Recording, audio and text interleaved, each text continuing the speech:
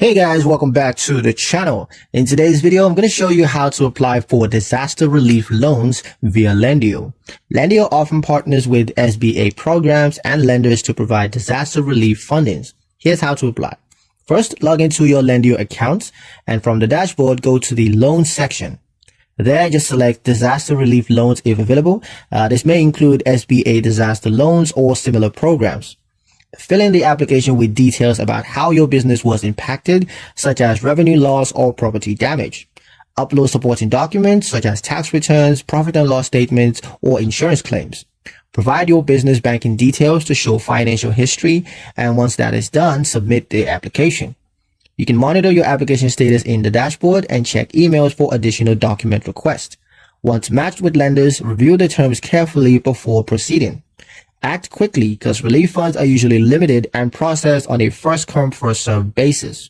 But yeah, that's pretty much it for the video, guys. Hope you liked it. Hope you found the information here useful enough. If you did, like, share, and subscribe for more helpful tutorials. Thank you guys for watching, and I'll see you in the next one.